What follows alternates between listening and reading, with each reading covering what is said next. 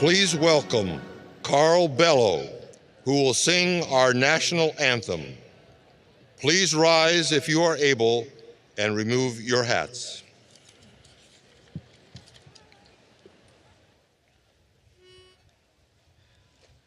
Oh, say, can you see by the dawn's early light what so proudly we hailed at the twilight's last gleaming, whose broad stripes and bright stars through the perilous fight o'er the ramparts we watched were so gallantly streaming, and the rocket's red glare, the bombs bursting in air,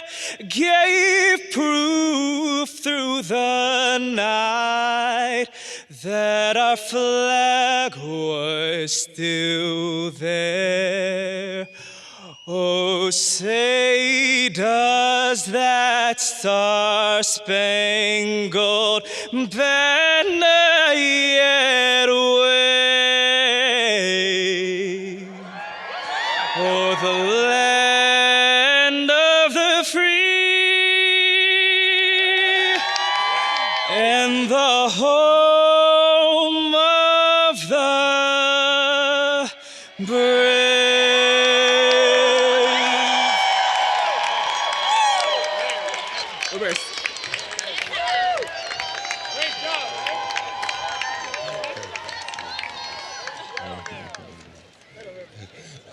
Thank you, Carl. Now, please welcome with great warmness the 11th Chancellor of the University of California, Berkeley, Carol T. Christ.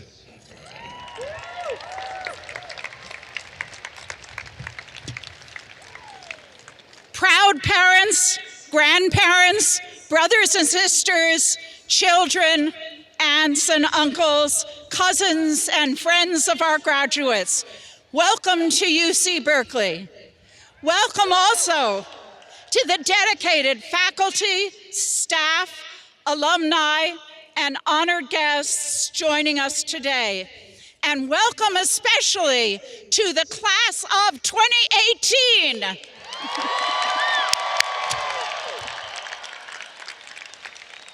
As Berkeley's 11th Chancellor, it's my great honor and pleasure to preside over the celebration of this year's graduating class on such a beautiful morning on our campus.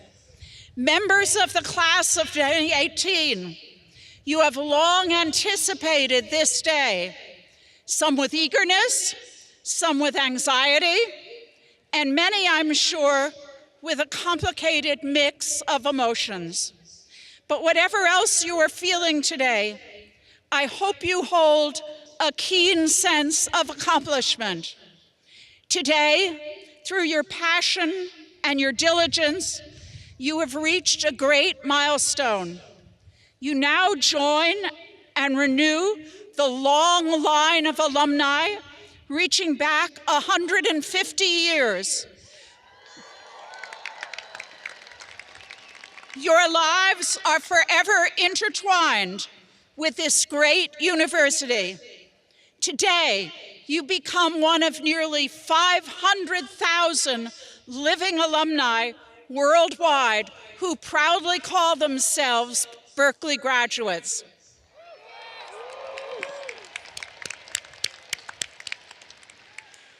Everyone here has traveled a distinctive path to arrive at today's ceremony.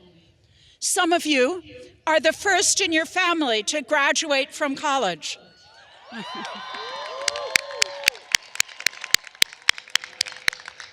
Others our fourth generation Golden Bears.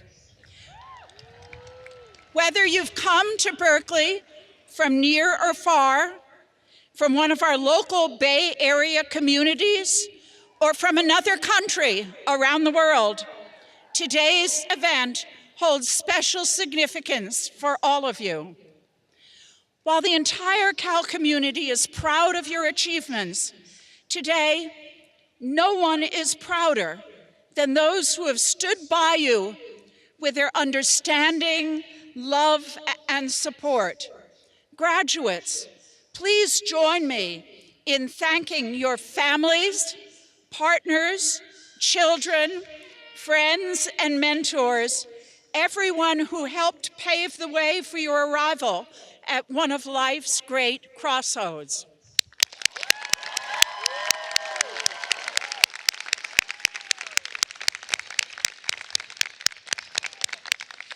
We have a long ceremony today, and I'll be speaking to you more formally later on. So with that, I would like to begin our celebration with the awarding of several of the campus's most important honors. Each year, we honor our finest teachers by awarding them the Distinguished Teaching Award through a very rigorous competition. The recipients of this award are truly great and inspired teachers. It's my pleasure to announce to you this year's Distinguished Teaching Award recipients. Please rise when I call your name. Ruby Mendoza Denton.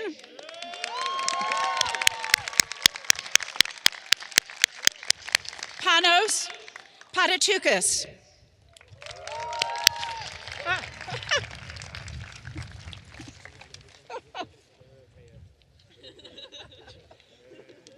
As well as two of you who are unable to join us today, John De Niro and Mary Kelsey. Please join me in recognizing these outstanding teachers.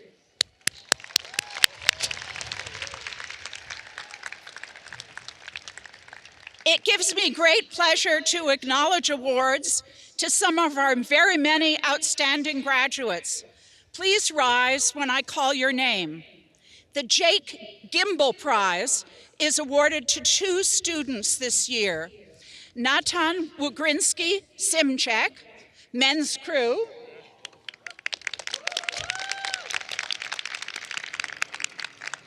and Nicholas Hamilton, men's basketball.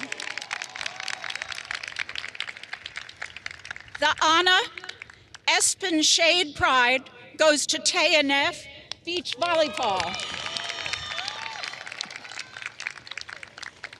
The highest honor the university can give to a student is the University Medal. The following students are the University Medal finalists. Please come forward for your certificate. The University Medal finalists are Morvarid Mendizada,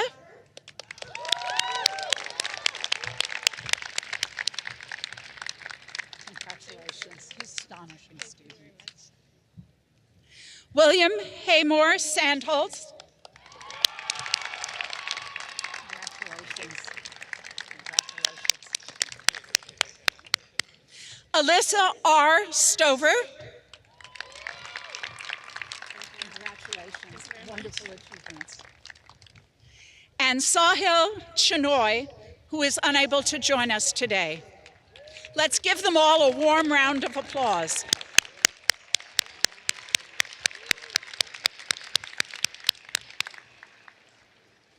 It now gives me great pleasure to present the University Medal to the most distinguished graduating senior on the Berkeley campus, Freya Ekman.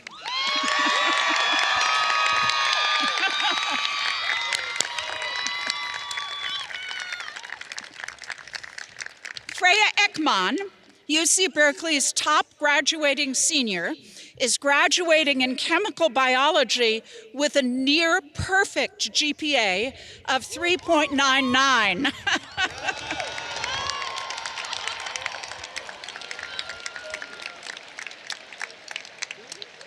has taken advantage of many opportunities at Cal.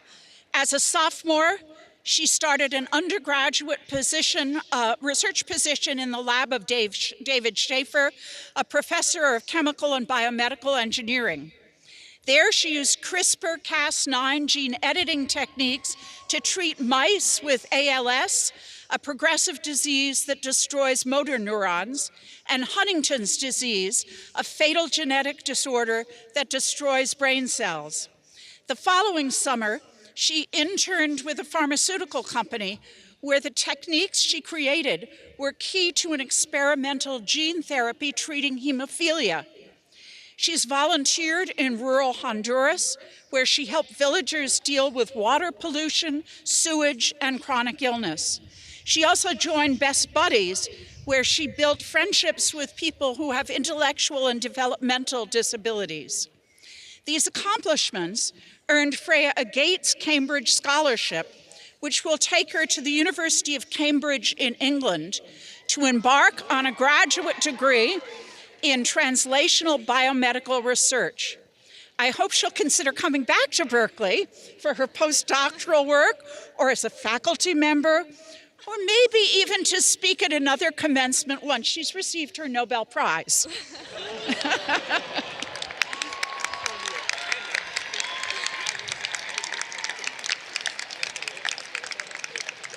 Freya Ekman, it's my honor to bestow upon you the University Medal for the year 2018. Congratulations. And now I invite Freya to share a few words with us.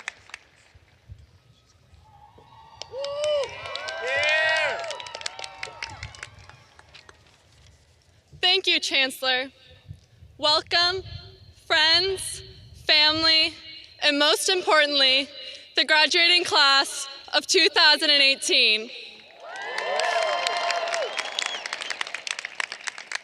I feel humbled and honored to stand here today.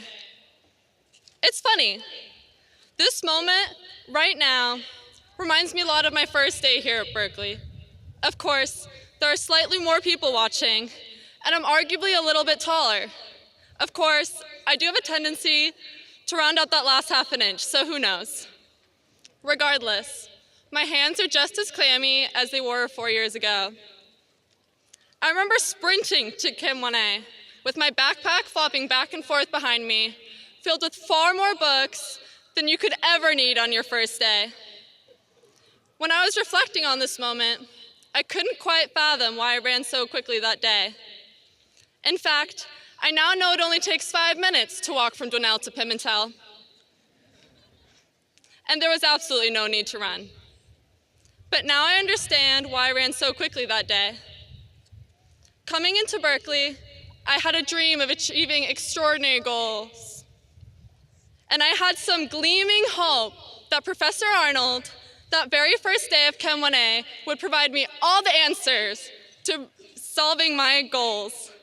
Unfortunately, syllabus day of Chem 1A did not provide those answers. No offense, Professor Arnold. Although, you did help me find my one true love here at Berkeley.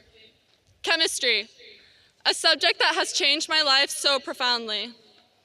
But throughout my freshman year, as I fell more and more in love with drawing those funny-looking hexagons and pentagons, I began to lose sight of who I was. I became obsessed with what I thought was success, like getting a standard deviation above the mean on that midterm, or landing that widely acclaimed internship.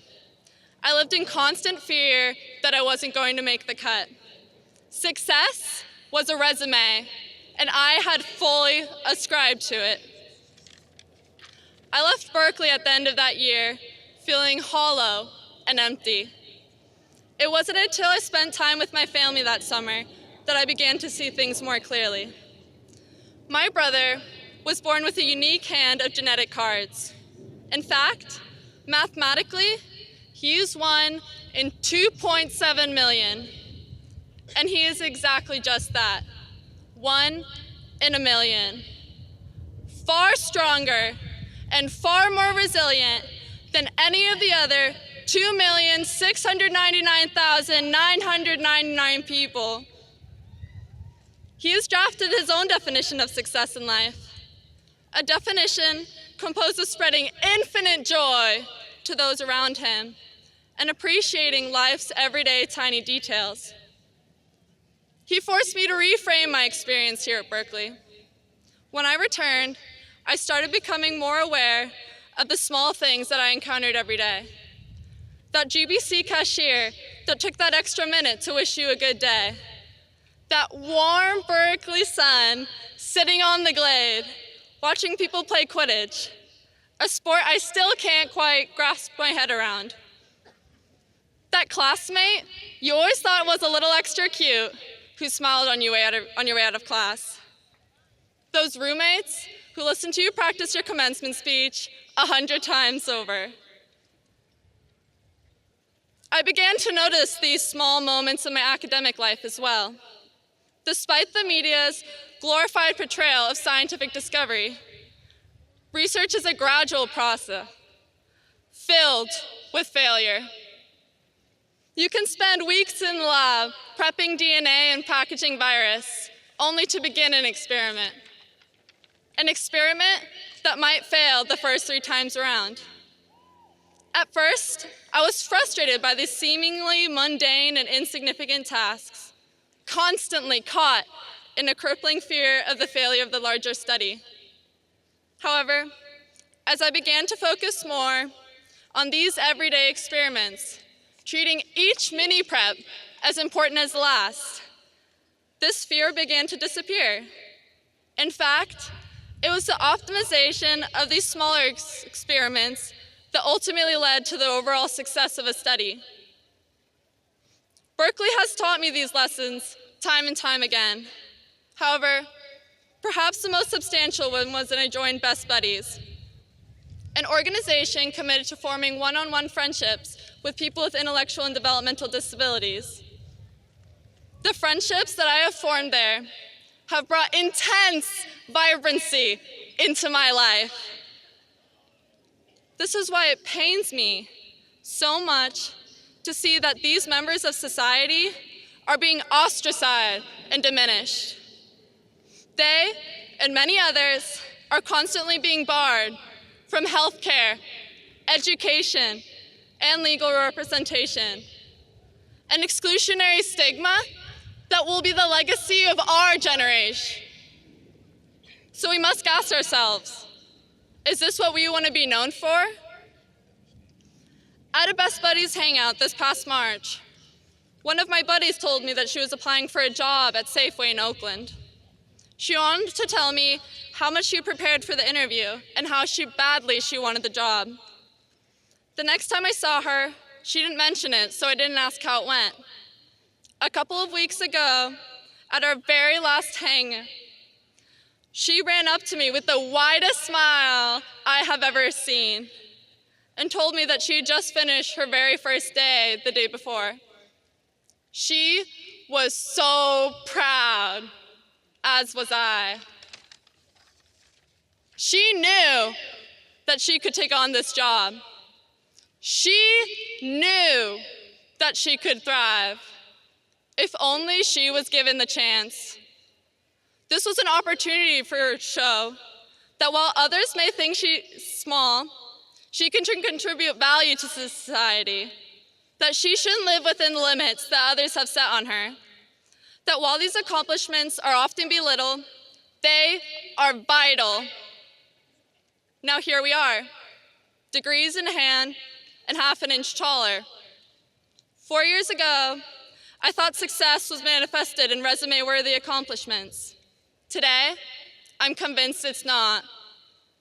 This definition of success leads to the fear of failure and blinds us from finding joy in the small things, the extraordinary qualities in our everyday. Perhaps we could all find more success if we wished that GBC cashier a good day back, or said hi to that cute classmate. We leave here today with a unique toolbox of knowledge, and it is now our choice how we want to succeed. Fiat lux, my friends, and go Bears!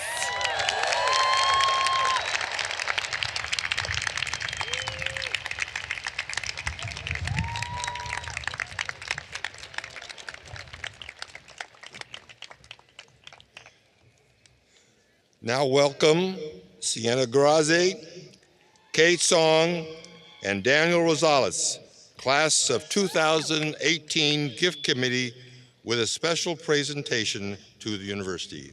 Sienna?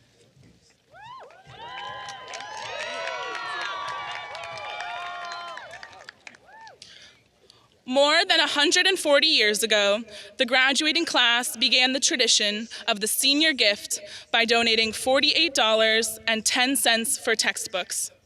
Over the decades, this tradition has evolved, with classes donating everything from the California Victory Cannon to fountains across campus, even over Strawberry Creek. It is our honor as representatives of Cal Student Philanthropy to continue this tradition with the presentation of the class of 2018's senior gift. Today, the tradition of the senior gift is a little different. Rather than donating to one project, graduating seniors take time to reflect on the programs, departments, organizations, and opportunities that built their Berkeley experience, and then give back directly to what influenced them. Over 1,400 seniors donated to all corners of the campus, leaving an impact on hundreds of organizations, dozens of programs, and countless departments. Together, we raise money that will directly improve the Berkeley experience for thousands of students. Whatever your reason for giving, thank you for doing your part to help future Golden Bears. It is our privilege to announce that our class donated $72,979 to directly enhance and improve the lives of students to come. On behalf of the class of 2018, we present this symbolic check. Thank you, and go Bears! Oh, picture. A great big thank you to the Senior Class Gift Committee and the class of 2018. It gives me great pleasure to accept this gift on behalf of the university. It will always remind me of your spirit and your generosity. Thank you.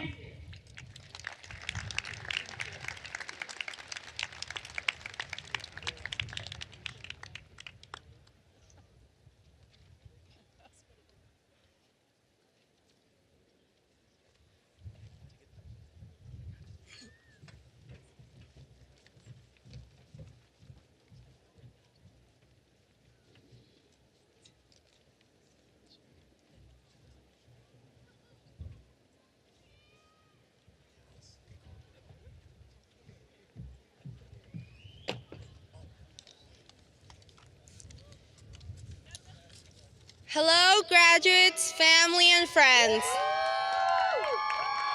Thank you for being here on this special day.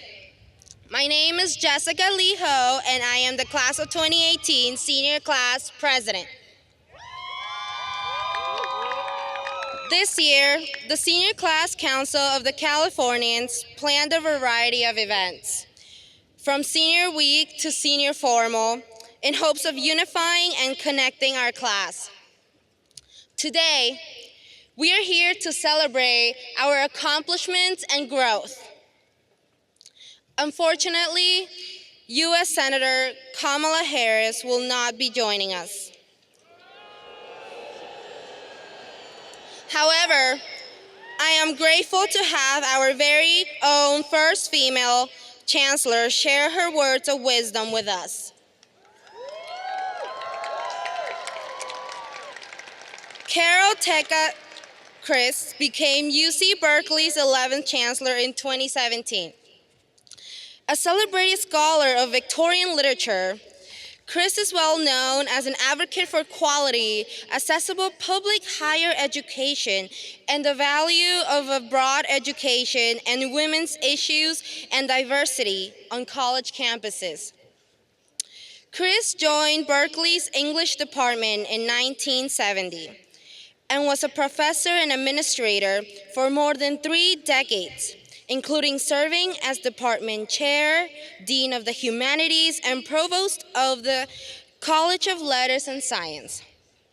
From 1994 to 2000, she was the university's executive vice chancellor and provost.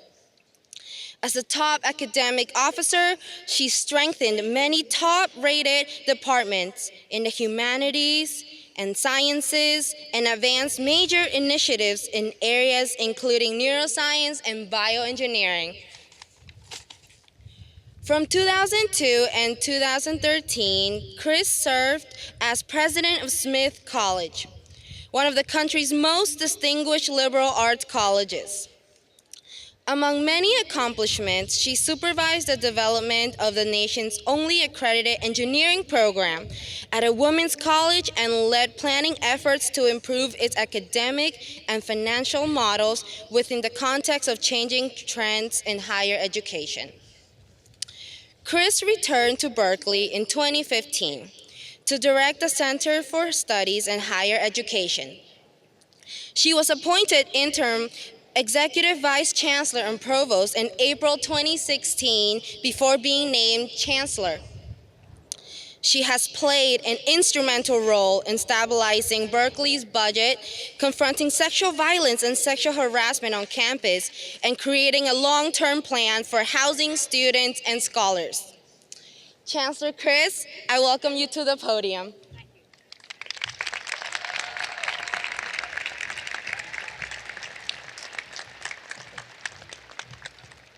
Thank you, Jessica, for that kind introduction. It was not my intention to be your commencement speaker this morning, and you're no doubt looking forward to having one of California's brightest legal and political minds, United States Senator Kamala Harris, to share her wisdom with you today. I'm sorry she could not be here, but I understand her decision not to attend this ceremony as the University of California continues important contract negotiations with one of its labor unions. The staff that this union represents are essential to student life and to the operation of the university, and I very much hope that negotiations may yet be fruitful. In Senator Harris's stead, as your Chancellor, it's my great honor to formally address the UC Berkeley graduating class of 2018. Graduates, today is both an ending and a beginning. The two names often given to this morning's ceremony, commencement and graduation, capture its Janus-like quality. As you may recall, the ancient Roman god of gates, transitions, and passages, is often portrayed with two faces, looking backward and forward, just as you do at this moment. Your future and the promise, the potential, the different trajectories, the many storylines that will come with it lie open ahead of you. At the same time, today also marks a conclusion to one of the dominant arcs of your life. For most of you, this is the end of your time in a system of education that has set the rhythm of your days and years for nearly 2 decades. More immediately, it marks the end of a period of your life tied immediately to Berkeley. The college years, in contrast to many other periods of our lives, have a special self-contained quality. You share a distinctive place with your classmates for a set number of years, marked by rituals as minor as morning study sessions in Doe Library or afternoon coffee dates at Cafe Strata, or as consuming as the weekend's worth of festivities that surround the annual big game. You share these rituals with generations of students who have graduated before you. But for all the similarity that this gives your college experience to that of previous students, your Berkeley is also colored by the particular events that took place both here and in the world during your time on campus, events that guided your class discussions, that you and your friends debated until late into the night. It may have shaped the decisions you made with regard to courseworks, internships, or even your major. Your Berkeley, the years that you have been on campus, have been marked by momentous change in the world. You saw the rise of the strongest woman candidate for president in US history, ultimately delivered a stunning defeat in an election that upended American politics. You saw important demands for justice and equality in the Black Lives Matter movement, as it challenged intellectual racism in law enforcement, and as the Me Too movement toppled abusive men and positions of power and looked to right historical wrongs. Yet you also saw major setbacks as disdain for immigrants and refugees took hold here and around the world, and as fear and hatred of the other became a dominant theme in many countries' national politics.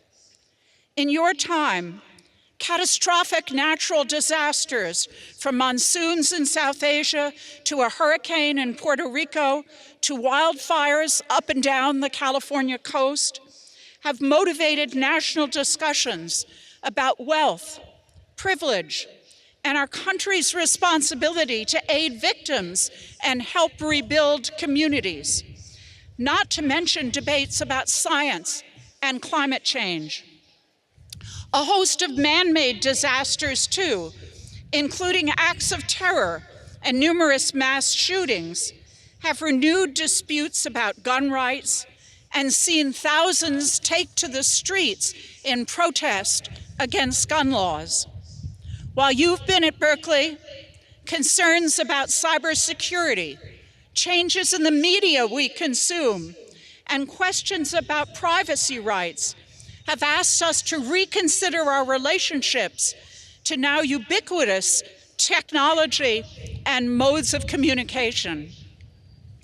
Many of these historic events and the intense discussion of responsibilities, rights, and privileges that come with them have had their analogs here on this campus.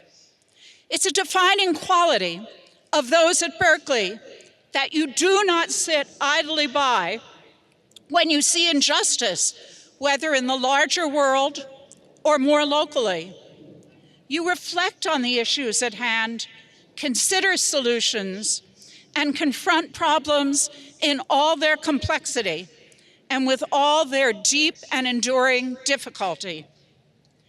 As surely as this institution has left its mark on you, you've left your mark on Berkeley. When you saw the need for change at our institution, you seized it, and our university is richer and better for your efforts. It was your classmates in the Black Student Union who were behind the creation of the Fannie Lou Hamer Resource Center, and the ones who helped craft the African American Initiative, which is now working to improve our campus climate for Black students at Berkeley. It was the work of survivors and student advocates among you who in 2016 and 2017 helped this university critically examine its policies and procedures for handling cases of sexual assault and harassment and take up the process of improving them. You modeled strength and resolve in support of our undocumented student population, even as these students were villainized by the leaders of our country and threatened by anonymous chalkings and posters on campus. In 2014, you celebrated the 50th anniversary of the free speech movement. Then this past year saw Berkeley cast in the national spotlight as we endeavored to navigate a new free speech debate. about how best to reconcile maintaining a sense of community alongside a belief in the university's role as a public forum open to speakers, even whose views we may find abhorrent. Last February, you helped clean up the mess, literally, left by rioters in the wake of Milo Yiannopoulos' appearance, as well as joined us this past fall in efforts to use dialogue, not violence, to bridge the partisan divide. As raw and difficult as these processes have sometimes felt, they vividly show how social change happens. I do not believe that Berkeley is truly a bubble, as it's often called, but I do feel that in this campus, we share a small and bounded world that each of us can influence, shape, and make different by what we do and say, just as we are influenced, shaped, and made different by the words and deeds of others. Complex and thorny issues are not solved by dictate. They reach conclusions through the willing engagement of a diverse, thoughtful, and open-minded community. Now, however, at this point of transition, what has become your Berkeley becomes part of your history. Now you find yourselves on the cusp of life after college, a phrase I often imagine in all capital letters, at a time when much of broader society seems to be broken down by mistrust, resentment, and fear. As I've seen in working with members of your class, you are already exercising your capacity to make a difference.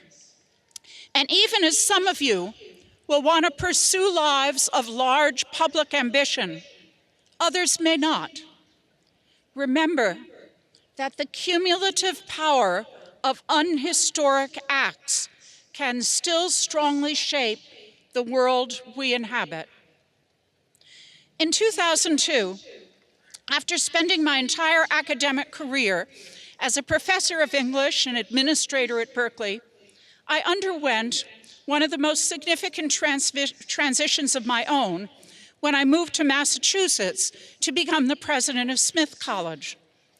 As I was preparing for that move, I spent weeks physically packing 30 years of my life into boxes, but I also thought a lot about the essential learnings and knowledge I would bring to Smith and what, in my experience, I would leave behind in the past. As you walk through campus for your last time as a student, as you take a well-deserved post-commencement toast, and as you pack away your clothes into suitcases, I'd like you to think about what lessons, experiences, and memories you will take, and what you will leave here. I hope you will leave behind midterms, paper deadlines, finals, and anxiety about grades. You may wish to leave behind 8 a.m. classes and the jittery feeling of too little sleep and too much coffee. Imagine that you'll happily leave behind the many Cal messages you receive in your inbox. And I wonder how many among you will sigh at the thought of not being approached by flowering students on Sproul. I'm afraid you'll have to abandon the notion that arriving 10 minutes after the hour is considered on time. So prepare yourself for that adjustment. But what will you take from Berkeley?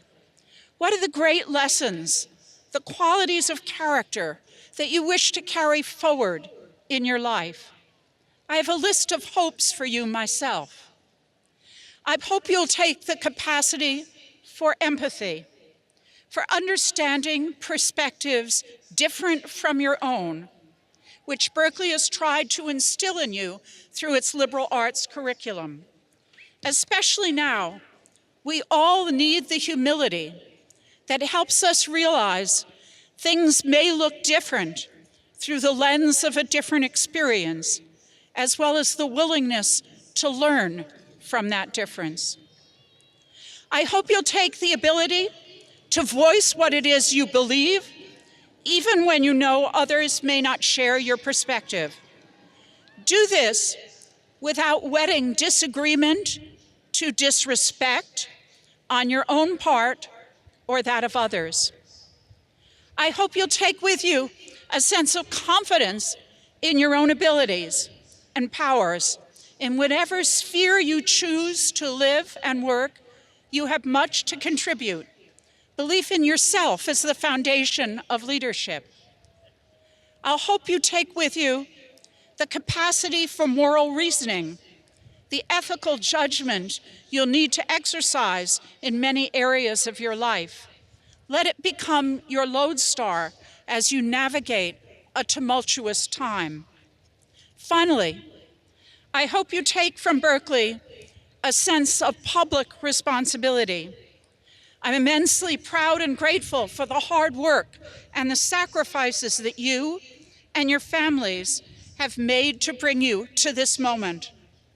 Yet a Berkeley degree is also a privilege, and with it comes the responsibility of using your education to contribute to a society that needs your energy, your intelligence, and your help. Today, as generations in your family come together, you will be the center, the pivot point of it all. As you look back at the experiences you've had, as you reflect on the ways in which you and others have shaped your world and your worldview, and as you look forward to what the bright, breathtaking, and sometimes daunting future will hold, may the education you've received here serve not just your lives, but your society well. May your years ahead be richly rewarding and fulfilling, and may you enjoy much happiness. Though I will not say that this is your world to save, it is yours to shape alongside many others in the long but persistent march towards progress. Congratulations and good luck. Fiat Lux and go Bears.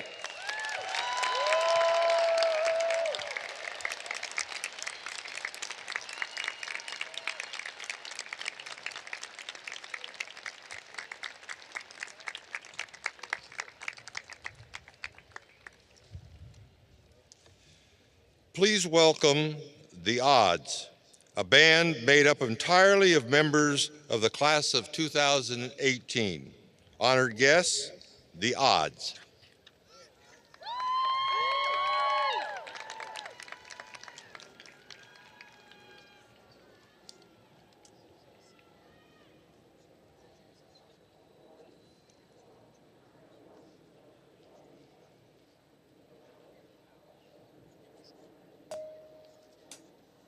Won't just survive,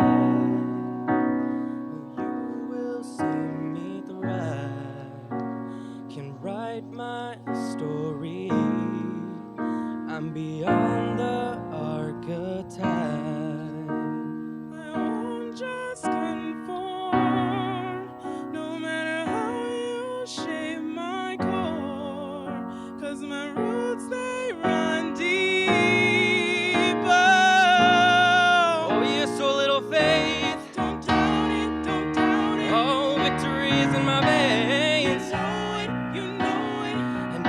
Negotiate, I'll fight it, I will transform.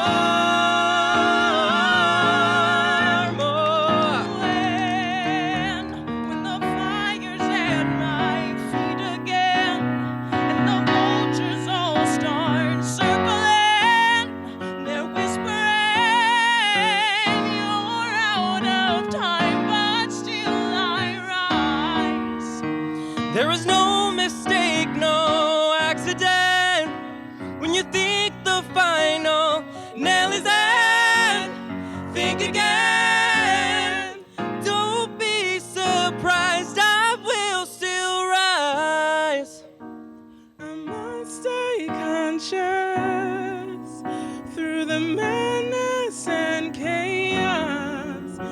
like all my angels, they say. Oh yeah, so little faith, don't doubt it, don't doubt it. Victory is in my veins, you know it, and you wanna negotiate. Just fight it, and be transformed. Ooh. No way. When the fire's at my feet again, and the vultures all start circling, they're whispering, you're out of time, but still I rise. There is no mistake, no accident. When you think the finals nail is in, think again. Don't be surprised, I will still rise. Don't doubt it, don't doubt it. Victory is in my veins. You know it, and I will not negotiate.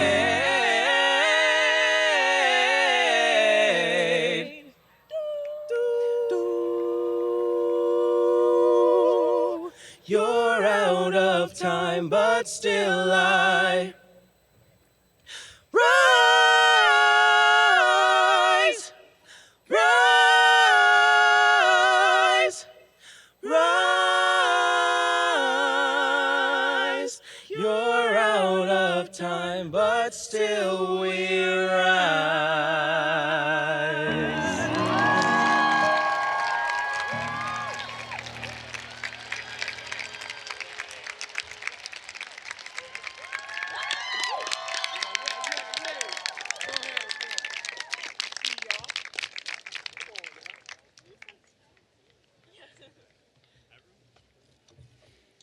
And now, will all candidates for degrees in course please rise for the conferring of degrees by Chancellor Christ. And please be aware that the cannon will sound after the Chancellor's remarks.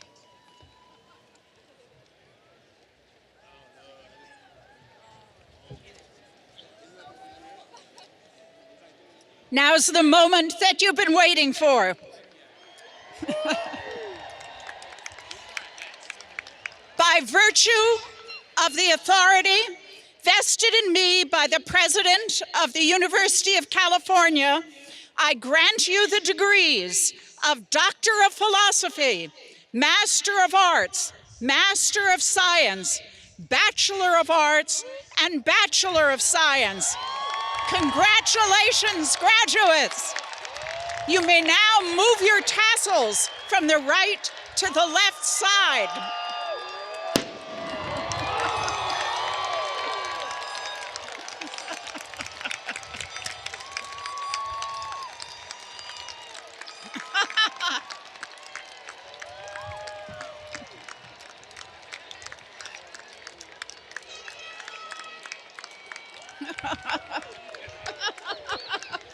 Please remain standing as the senior members of the men's and women's chorale lead us to In Hail to California, the university's alma mater.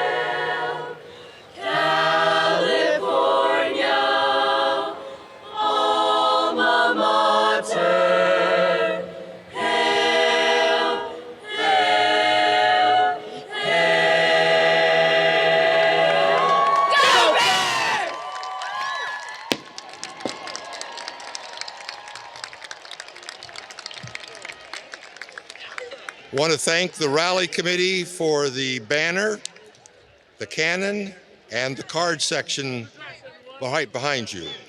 Thank you again for attending the class of 2018 commencement ceremony.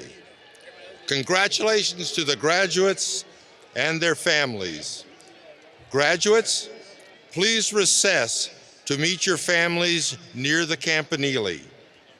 Guests, please remain in your seats until the recessional has been completed and join your graduates near the campanile and Memorial Glade. We wish you all a pleasant and safe afternoon, and go Bears.